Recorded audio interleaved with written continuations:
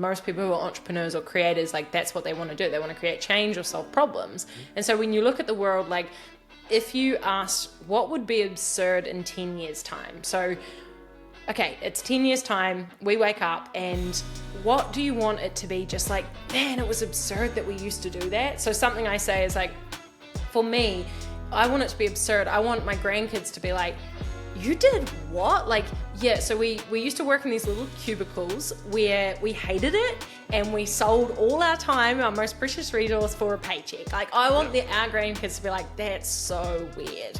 Because, yeah, like and of course, then what is the change you want to see? Well, I want to see human beings like using their gifts to create an impact in the world and create income from that. Like we all get these incredible gifts. We should be able to use them, monetize them, grow them, give them back to the world, than sit in a cubicle like hating our lives.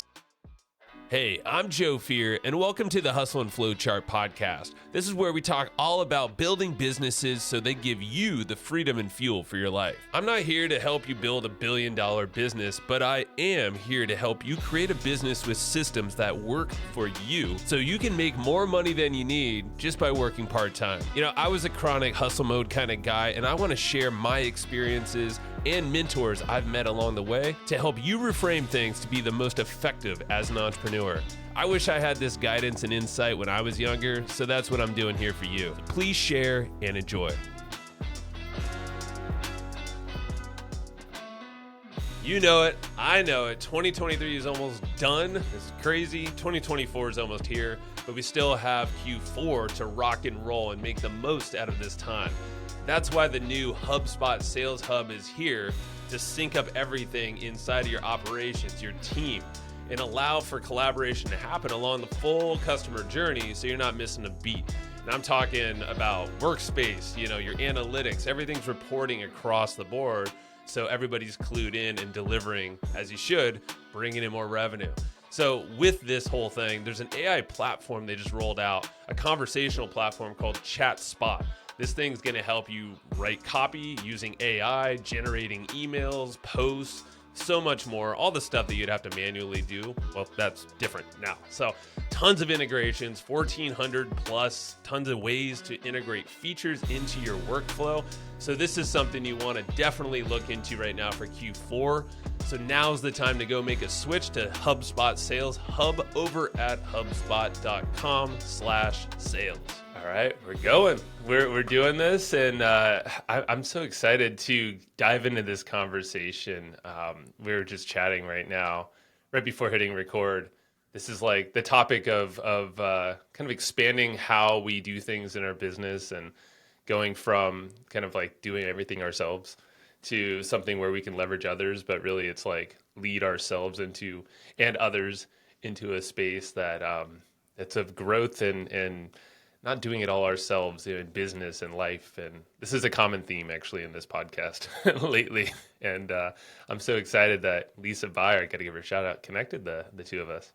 Yeah, me too. It's great to be connected, and it's such an important conversation to really think about how do we become the person that we need to become in order to have the business and the life that we really want. So thank you for having me here. Yeah, of course. And yeah, because this like the evolution of this show has kind of been as a response and feedback from listeners and I would say coaches, experts, people who are putting their expression out into the world, thought leaders, and a lot of people listening and also just in this space, obviously you're starting with your own ideas, right? Like you're kind of all doing it yourself. You're a solopreneur, you're doing everything yourself. Your to-do list is forever. It seems like, it feels like. And it's like, how do I get out of this place, you know? I feel like those are your people too, right? Like that's who you chat to. Absolutely, yeah. And I personally went through that in my own journey of building Untapped, was being on my own, feeling burnt out, feeling exhausted, like knowing that mission's so there on your heart, but also kind of not being able to see the real clarity of how do you actually grow this? And particularly if it's not something you've ever done, and it's never been modeled, or people aren't actually at that size and scale, then it's hard to actually know what's behind it. You know, Instagram's one thing, you know, a podcast is one thing, but actually what really goes into the back end of helping people become, you know, and grow into those businesses. Yeah. And that's where I want to because I think what you call it a constant creator and a visionary leader. I see this come up often when I was doing my research, and Very well I was like, I researched. like it. It lands. It lands with me in some ways, not in all ways, but I'm like, I've seen where I was completely like the constant creator, and it's just like getting stuck in a lot of the actions that like I said, the to-do list forever, everything lands on me. And it's not really an expansive feeling. Like you might be aware of some of the, like, yeah, I should have a team. I should have systems. I want to grow and go somewhere with what I'm doing, but I'm not quite sure. So I feel like that's where Untapped and everything you've grown, which I want to dive into what brought you to Untapped and you and your partner both doing that together and kind of this cool life it sounds like you've been living through finding clarity and becoming more visionaries, right? In leadership rather than the doing of everything. Absolutely. Yeah, for sure. I used to be, my path was like, I used to be a corporate lawyer. So I already had a relatively systematic kind of process orientated brain. And then I found that calling of something I really wanted to give to the world and started running workshops and programs and things. And I very quickly saw like roadblocks and limitations and scalability, and if I wanted to be doing something so intimate that had such an impact, there was only one of me. And I started to already very quickly feel the limitation of, okay, well, if I'm really being with my students and my clients and customers, then I can't do the marketing and I can't do the invoicing and I can't do this. So I quickly saw the gaps in the industry, in the model. And at the same time, I was like, well, there must be a way. There must be people figuring this out. And so I started looking for examples of people that had done that. And really it was, for me, it was an invitation to let go of all the, and I'm sure we'll get into them, but all the internal operating systems, limiting beliefs and mindsets that had held me back and were going to hold me back. But it was really helpful to start to have people further along that I could actually model and learn from as well. And that led to eventually getting out of so much of the doing and putting in a really incredible delivery team. So really started to train the trainer and train coaches and to support our students, because there's only one of you, and they deserve to get the impact of the program and the intimacy. And so that's where that really began. And then bit by bit, it was like, admin, marketing, and really taking the same lessons from that across all areas of the business. Couple questions. So you came from law and that's obviously a leap to coaching, which it sounds like that's, so I'm curious about like, what was the bridge there? Like what took you to this space of what you're doing now? Yeah. And then I guess a follow-up question, and I don't know, maybe you could tag team these together, is like, what was the breaking point of like realizing all these things that you were doing and the things that you wanted to do? And like you said, you have clients and all this that you want to deliver and give great results and you want to have them obviously succeed, but there's all this other stuff you're doing too. So I guess Absolutely. Walk me through what that looked like. Yeah, when I was in corporate, as a corporate lawyer, I knew like basically the whole time I was there for almost 3.5 years. And I knew the whole time it wasn't like my destiny and my calling. And I think everyone probably knows that feeling at some point in their life. And I remember I would work around the clock. I worked at a big firm and we worked really long hours, and I thought about it a lot, but it was actually a few moments, like one day we were standing at the printer, like printing documents or whatever. And she said to me, so why did you choose to do corporate law? And I was like, that's super interesting. I don't really remember ever actually choosing this path. It's like, and I think we know those feelings when life has happened by default. So you follow what's expected of you. You maybe you're a high performer. You just achieve, and then you turn around and go, what have I even built? What have I even created? And that was a big moment for me to really think. Like, I remember choosing to study law, and I remember why I did it. And my mum and I worked in Cambodia in a community when I was 15. And at that point, the biggest impact I decided I could make would be do law and politics. Yet here I was thinking I would end up in the UN or something like this, and now I'm sitting in a corporate law firm, pushing documents. And it was that moment of like, wow, I don't know that I really chose this. And that led me to a lot of my own inner work. So that was like 3 years of just going to seminars, going to trainings, just really deconstructing this like version of me that I'd created to figure out at my authentic core, like, what did I want to build, what did I want to create. And that was a unique combination of the love for people and contribution and systems and processes. And it was like, oh, like the industry of transformation. And that's our industry, right? That's coaching, that's thought leadership, that's like being able to support people with whatever they're trying to achieve, but actually adding processes to it. So the design of like programs and workshops and things came really naturally. I just started doing these little, I don't know, cafe workshops and things like this. Cool. And I did a whole bunch of certifications, but I was just experimenting.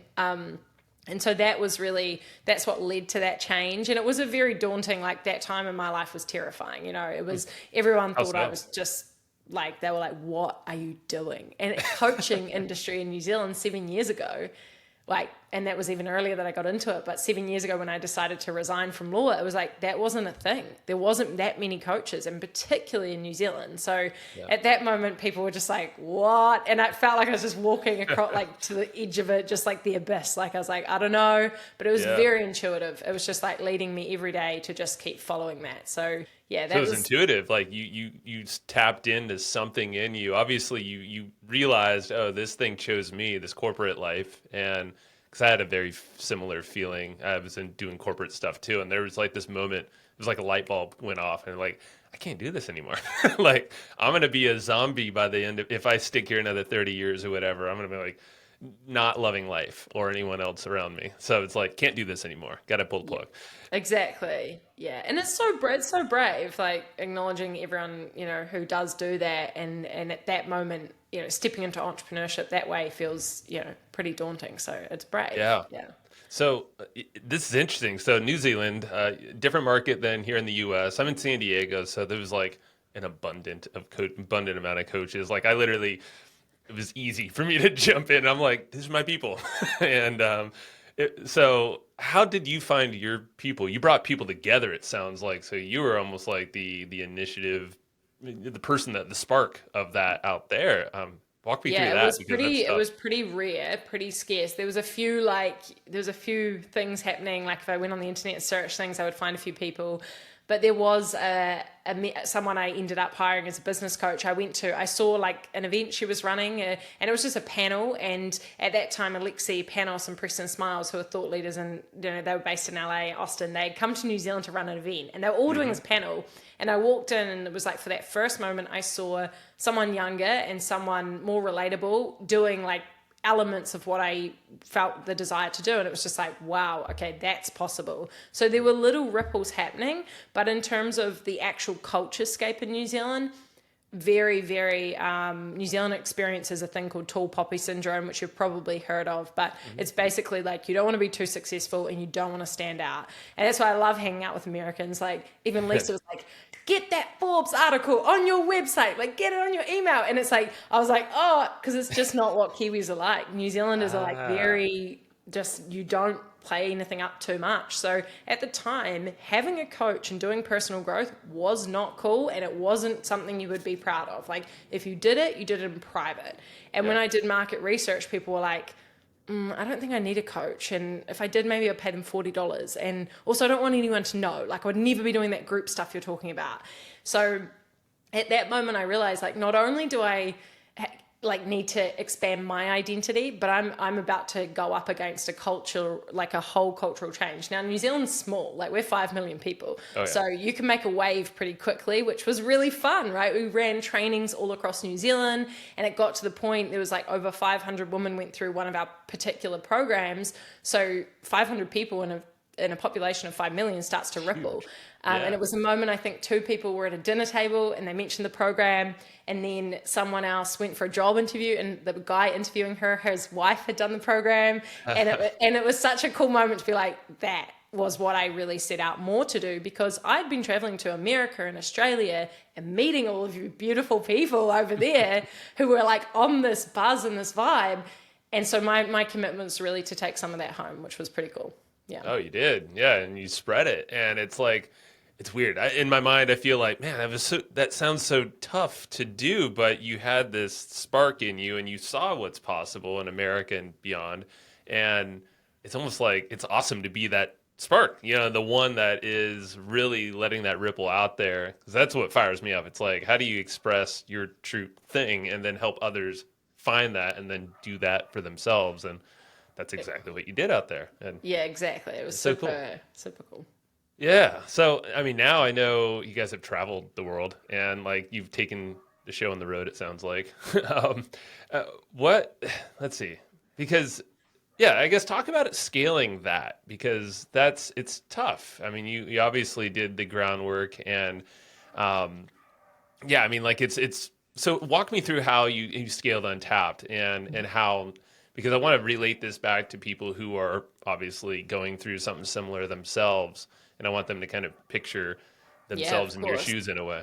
Yeah. I specifically remember the like moment of I can't go on this way. And I was like at my co-working space. I went into this, it was almost like a cupboard, like a janitor cupboard vibe. It was just with little like, I don't know, had computer servers and stuff in there. And I turned off the lights and I just sat there and I was just crying. And I was just like, I'm so overwhelmed. And at that point, I was such an overachiever. I wouldn't even resonate with the word burnout. I was like, I'm not burnt out, but also maybe I am burnt out. But, I was like, no, I'm not. I'm just tired. And, but I remember that moment just being like, I've got to learn another way because it's amazing what I've created this way and on my own and, really being able to market and learn these skills, like these fundamental skills, but I knew that something would have to change as well. So there was that point, and there was another point later. There was almost like two different moments, and at that point, I didn't have anyone. So at that point, I think I had a admin support, which was, great, and I do believe that's like one of the earlier hires that you should hire for sure,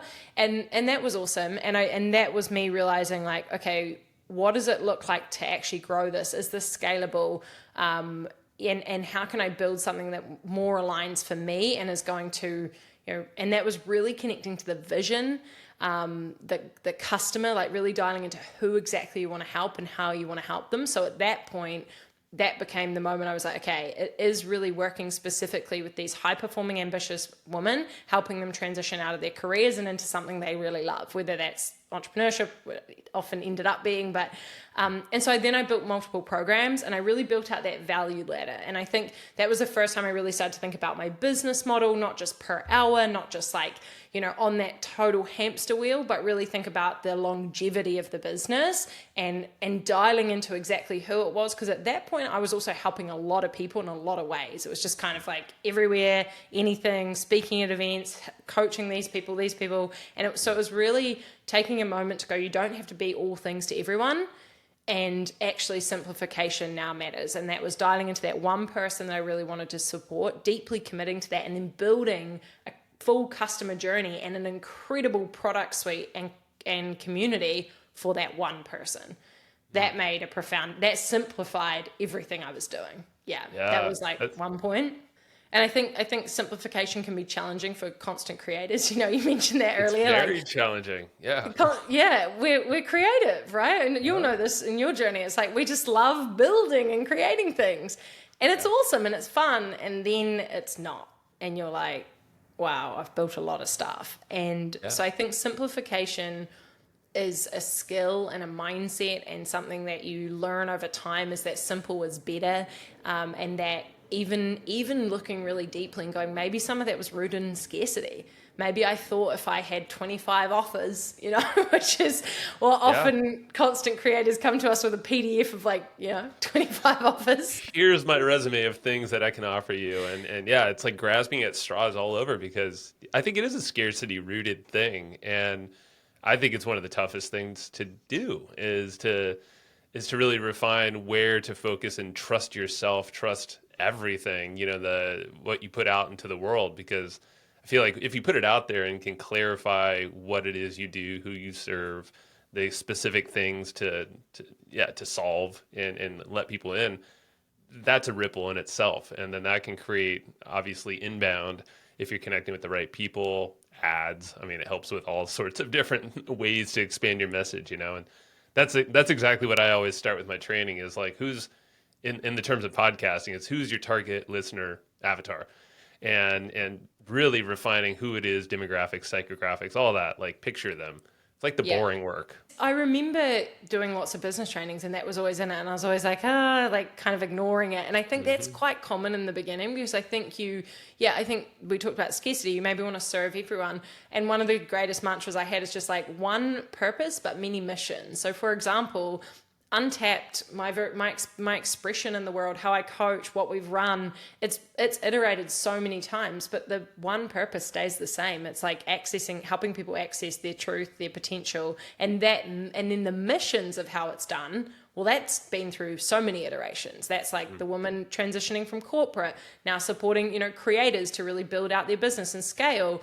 We had a social enterprise that was supporting rangatahi, our youth, with social development projects. So if you are like clinging to the thing, like I need lots, it's also going, okay, but maybe in different timelines and different expressions and giving this one thing the real time it deserves. And then maybe in 6 months or a year or 3 years, you can do the next thing. Because it's that fear and scarcity again of like, I'm not going to be able to do it all.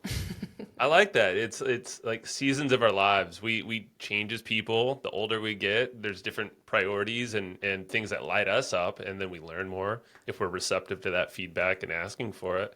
And I like that. It's like that's really what defines the vision and mission, I guess, separately, because some people muddy those waters.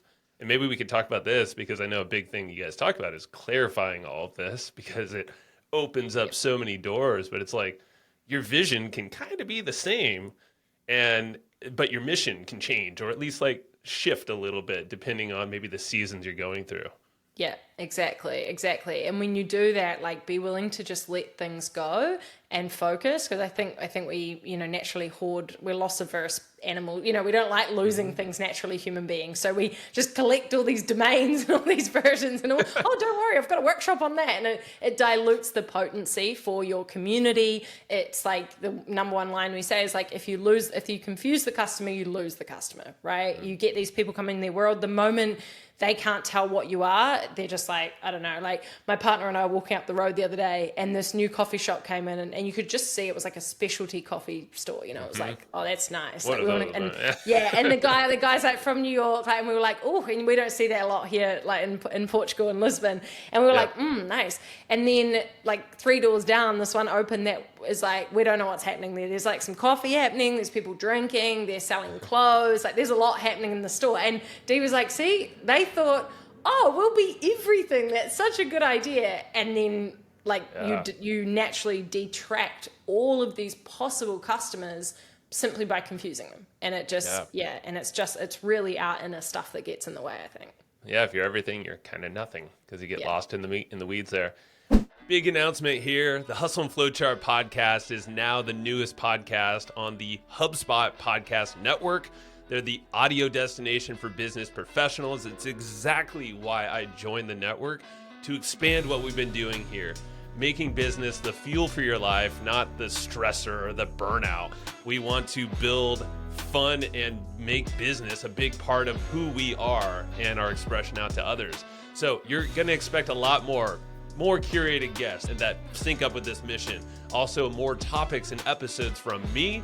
And I want you to keep listening to the Hustle and Flowchart podcast. Go check out other shows on the HubSpot podcast network at hubspot.com/podcast network. Are you tired of the hassle of building online sales funnels?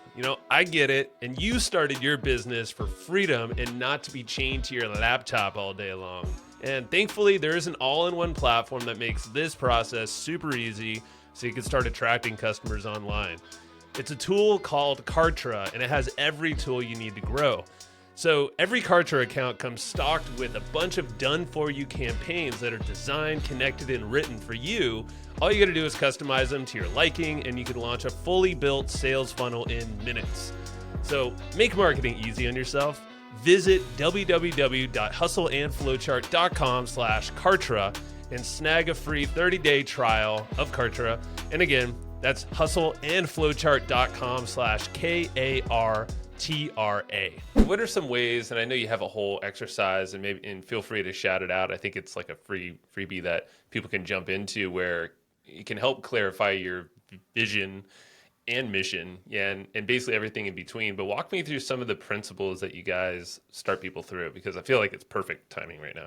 So with the vision, what we tend to say is like, there's something on your heart you want to share. There's some difference you want to make to the world. Most people who are entrepreneurs or creators, like that's what they want to do. They want to create change or solve problems. And so when you look at the world, like if you asked what would be absurd in 10 years time. So, okay, it's 10 years time. We wake up and what do you want it to be? Just like, man, it was absurd that we used to do that. So something I say is like, for me, I want it to be absurd. I want my grandkids to be like, you did what? Like, yeah, so we used to work in these little cubicles where we hated it and we sold all our time, our most precious resource, for a paycheck. Like, I want our grandkids to be like, that's so weird. Because, yeah, like and of course, then what is the change you want to see? Well, I want to see human beings like using their gifts to create an impact in the world and create income from that. Like we all get these incredible gifts. We should be able to use them, monetize them, grow them, give them back to the world, than sit in a cubicle like hating our life. So I love that question because I think it activates like something different than being the number one place for this or whatever it is. You know, we see lots of that and that's great too. But actually at that core, like for you to really anchor into the change you want to see first as the founder and the creator. And then the next piece, like that will give you some kind of vision and shift for the world. And if you're leading a team, they are going to be way more inspired by a vision than a task. Like, oh yeah, that's something that if you don't have yet and you start leading a team and hiring, you'll quickly wonder why people leave, why people don't do their jobs properly, because they're not inspired. They're not moved by something, right? So when you're thinking about shifting out of that just task-orientated day-to-day and into that visionary leader, is really taking the time and space to ask yourself those questions, to get connected to that, and then to be willing to share it with the world. And constantly be sharing it with your team. And this was a big lesson for me because my partner would often mirror this to me. He'd be like, hey, Bri, like, you know the vision, but I'll be honest, like this last 2 meetings, you haven't shared, like you're not sharing it's so natural for you, but the team don't know that unless you say. And it was a big edge for me, like, okay, got to say it again. Anchor it, yeah. Yeah, because you know it. And so I think that's a really fun question. And on the mission, then that mission becomes really that how. Like, who is it? And what is the change you want to help them see? And my favorite question is, how will you actually know when you're successful at that? Right? Like a clear, defined mile marker. Yeah. What is the result of someone coming into your world and experiencing this transformation or this process that you take them through or whatever? How does their life transform after that? How does their business look different?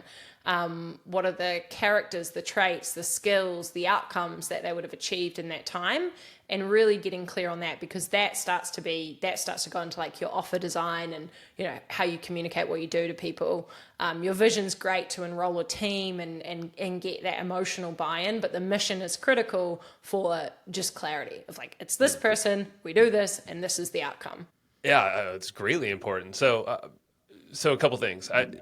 Shout out the free, I don't know if you have a quick URL or if we could just, shout that out, because I think that's super valuable right now. Yeah, so we have a business reflection workbook and it's really great. There's quite a few amazing questions in there that will activate some different things. So for example, if you're really sitting there going, okay, I've been around for, I've had a couple of years or whatever, and I've been doing this and now I'm really trying to figure that out. There's questions like, what is the best money you've ever earned? Like, what is the dollars that you're like, man, that felt good? Getting that, like, because that is an indicator of the types of things, right? What's the most challenging client? And I mean challenging as in you don't want another one of them, right? That you've ever had, that you're like, no, just an absolute no, because that's going to highlight the values and the personality traits and the things that you don't want to attract. And really, it's got these amazing questions to help access clarity in a different way. If you're sick of the like, who is your ideal client? Like, kind of like, who is your avatar? Which is also very important. We have that in our programs as well. But if you just want to start activating some stuff and getting some insights, the business reflection is really perfect for just. It's got a lot of amazing prompts. I think it's like 30 different types of questions that will just really give you some like solid insights of, okay. Yeah. I mean, I go through some other training, like I'm doing it's a Jordan Peterson self-reflection whole mass. It's insane. Like it's like writing a novel. It's like worth every $30 it's cost or something. It's ridiculous. But to your point, back to like working through prompts, I think it's like the most helpful thing that it's been for me to uncover like whatever stuckness I had mentally and whatever parts of life. That one obviously goes very deep. But for what you're talking about here, it can prompts like that I think are so valuable if you focus in on them and really truly understand where this can open things up in your life that they were like blind spots. And Absolutely. Yeah, and we often when we do trainings and stuff with it, we put some music on and it's like to activate that subconscious, like, and that's one of the greatest philosophies. I love coaching as an industry and mentorship. I think it's fantastic because we're all in the jar and we can't see the label on the jar. And it puts you around other people and it elevates your identity. And at the same time, one of the greatest skills as an entrepreneur or a creator or anyone trying to build something is the access to your own intuition and your own awareness. And you only build that through practice, asking yourself these questions and then going, wow, like, that's an interesting thought. You know, those, I don't know if you've ever done one of those blueprint exercises. They're like quick fire. It's like business is what? Marketing is what? And your immediate responses are fascinating because that's everything in your subconscious that you think about marketing, sales, you know, and really you have to find those for yourself early because they are the exact things that will hold back on that next evolution. yeah, and you're right. It's the quick fire answers and that's where journaling or doing these prompts, it's great to try to drop any editing while you're going through it because you want to get those quick answers out, the subconscious out in front of you where you're aware and you're like, holy shit, I've been sabotaging myself for years or whatever. And it's like, how about we change that? And I have the choice to do that now that I see what I'm thinking. Let's not do that anymore. Or maybe, hey, that's pretty good. All right, let's do more of it, you know? Okay, you got to shout out the URL or like how people can jump in. Oh, yeah, of course. Yeah, so we've got www.untapped.nz is our website. And the first thing it says, get started, and the business reflection's right there. So it's the first thing on the website. You'll be able to see it as soon as you pop your email in, straight to your inbox, and there's a little video training that goes with it as well. So definitely go grab it. It's just, and give yourself 20 minutes, put some music on, set the vibe, and within that time, like you will get such an access for clarity of like what you want to be creating, what you want to focus in on, with those amazing prompts. So, right on. Yeah. I have had to, I'm like, you gotta get this out. Yeah. it's too good not to. And yeah, of course. So I guess a couple other things that come to mind is, so there's leadership. I feel like there's like your self-leadership, getting clarity.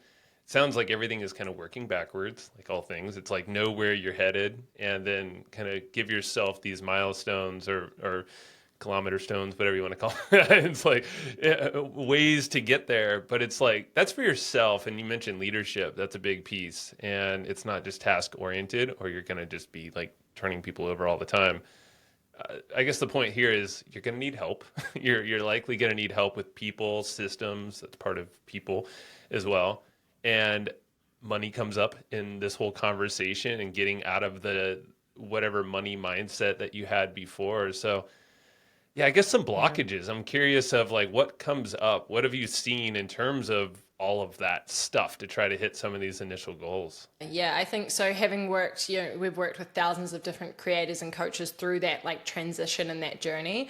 I think when you're on your own, you have so much control. So one of the first things people fear, well, there's a couple of common fears, but one is losing control. And basically like, okay, so I'm going to outsource. And what if this person says something that I don't want them to say, or they do something or that, it's not what I want.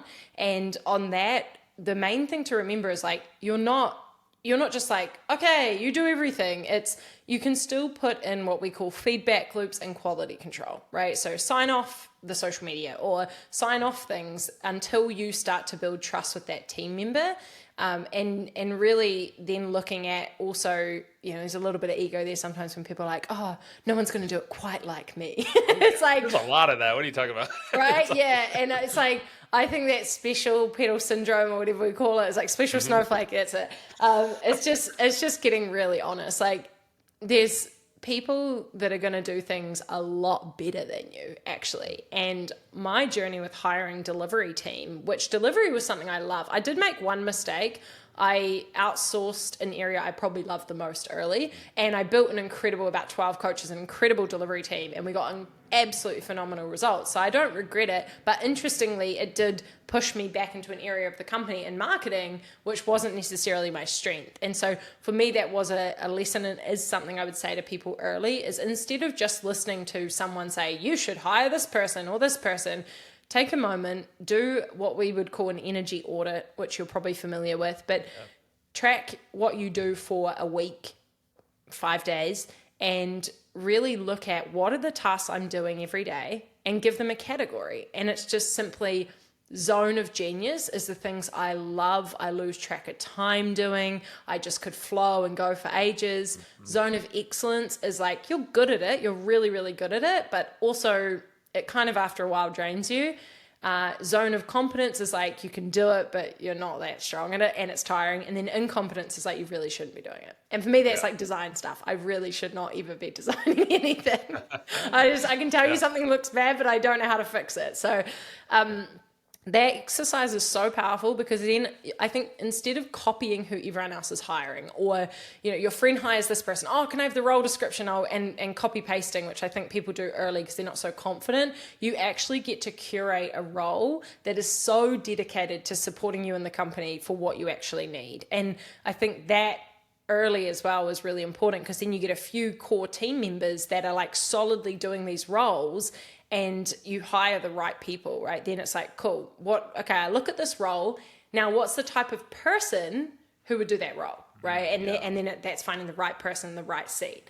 And so I think doing that's also that's a huge pitfall people do. They just hire a VA or hire a social media person because they've heard that, when really, if you look at the task of what they're doing every day, that's possibly not what they need. That's like, there's a lot. The other, you mentioned blocks. So that's one, giving up control.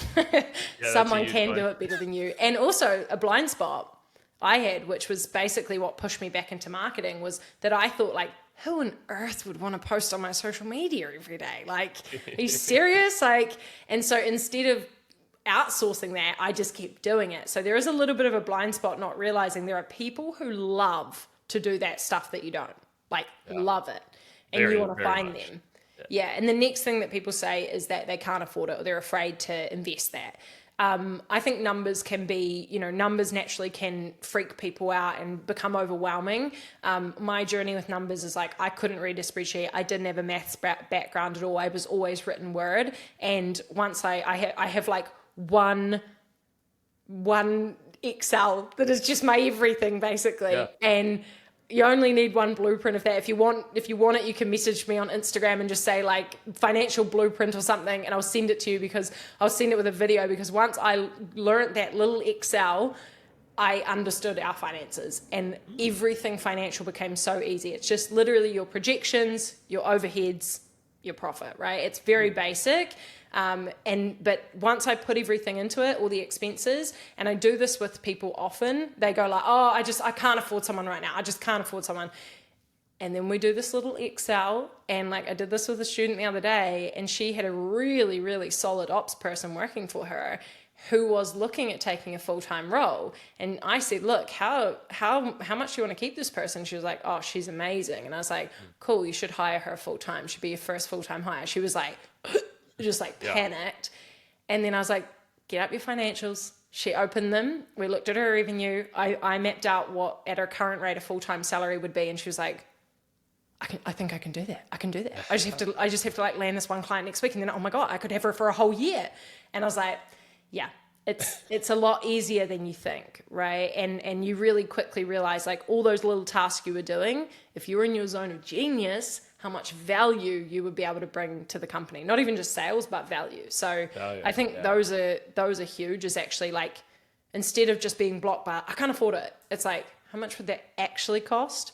And I'm also a big believer as a philosophy in like, you can start with like 20 hours a month or something, but I've built teams of freelancers and consultants, and I've built full-time teams. And I really believe that like full-time team members are such a great, I think we've got a little bit like swayed on the like I've got a freelancer for this and a contractor for that. And I've had times where we had 20 people for every different part of the company. It was just, actually, if you find the right people and you bring them in, you expand their hours and then eventually full time, I really do believe that's like what leads to a solid team culture and committed team members as well. Yeah. I agree. And that's where I have a solid ops manager, project manager. She is like the core of everything. Katie, hey, thanks for listening. She listens to all these too.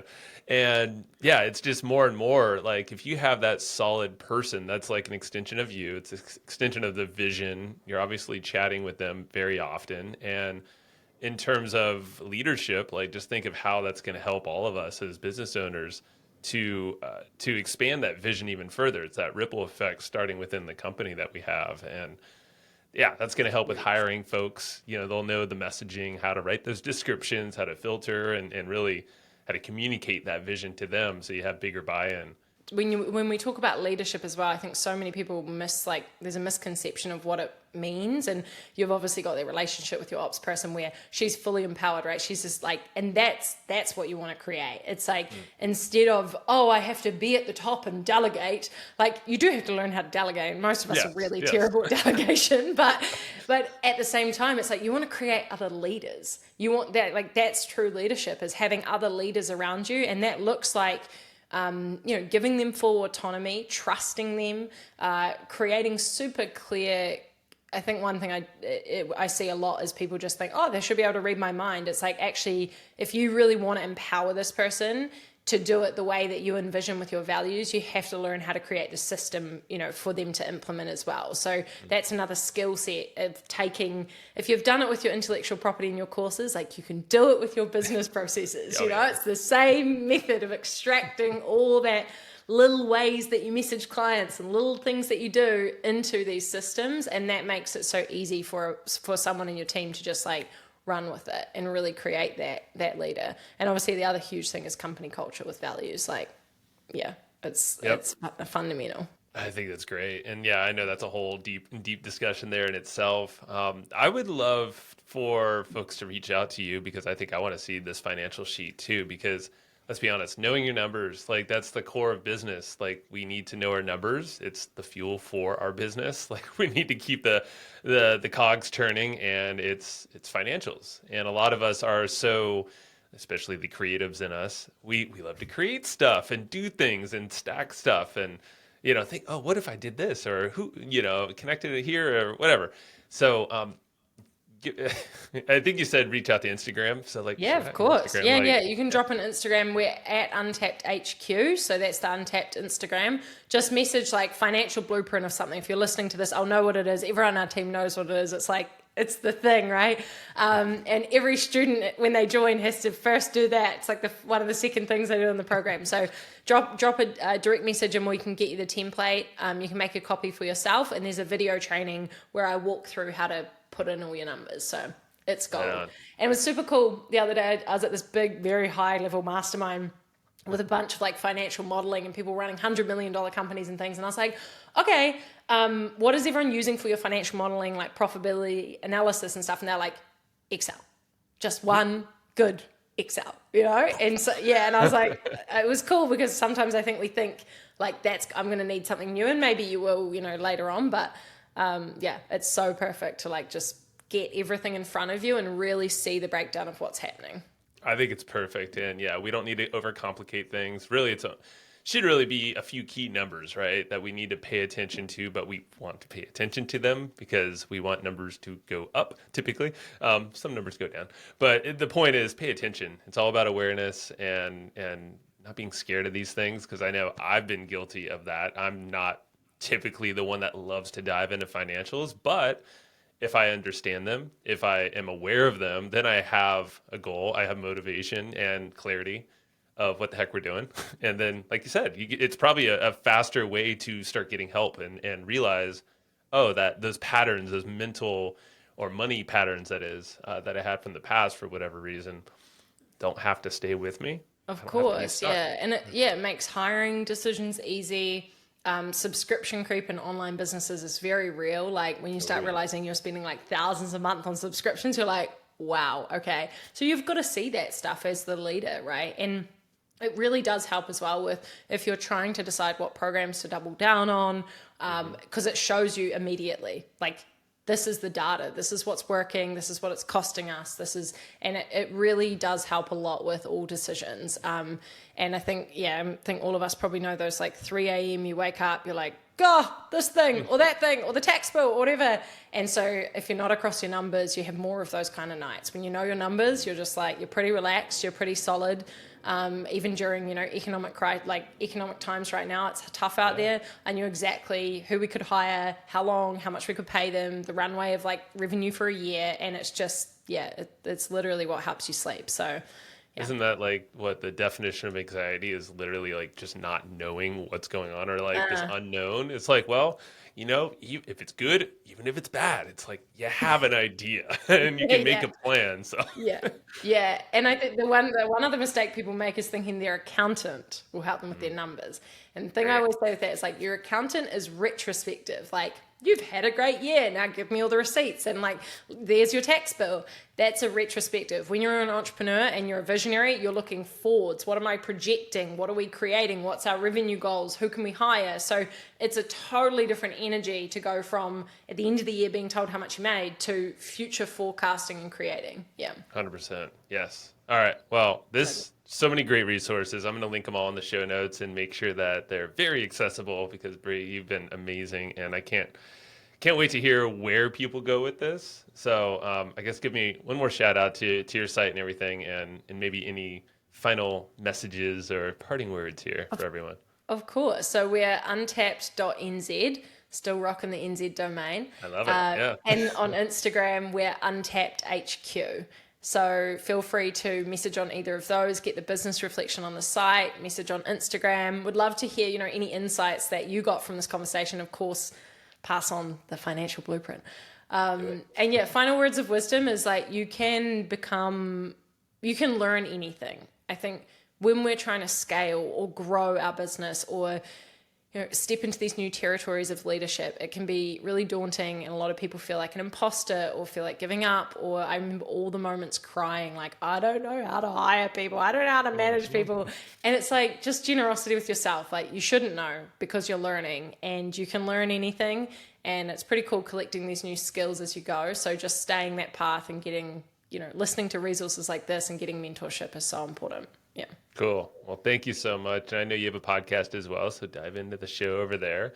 You and your partner have that going on. So lots of great resources, no excuses to keep learning, and be kind to yourself. Yeah, we're all just doing step by step. It's all good.